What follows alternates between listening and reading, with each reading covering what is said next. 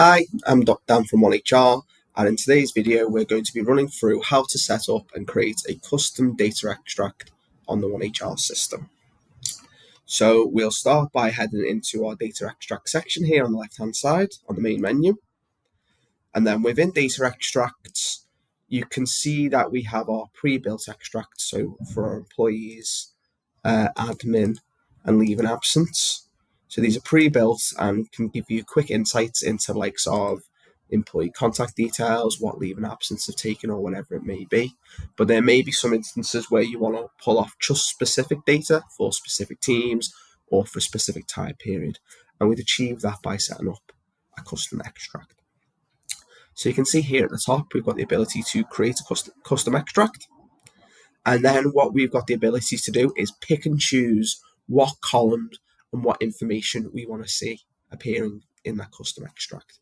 So in this example, I'm going to say I just want the first name, last name, department, and date of birth of our users, but I also want to see what their leave allowance is for the current leave period.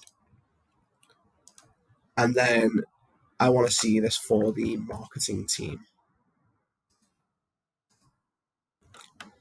So once I've configured and selected my options, I can hit submit, and you can see the system will pull through the relevant data. So here we've got one small department with one user, but you can see in this custom extract it's pulled off, or it's pulled through the specific fields that we've requested. So within these extracts, you could select every field. You could create a custom extract for the purposes of reviewing like diversity data, for example.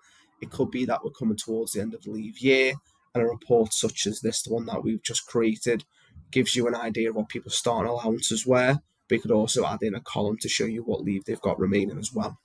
So there's really no limit in terms of what these custom data extracts can show.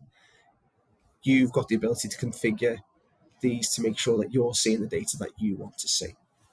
Lastly, we also have the ability to export this information into an XML file, which you can view in Microsoft Excel, for example.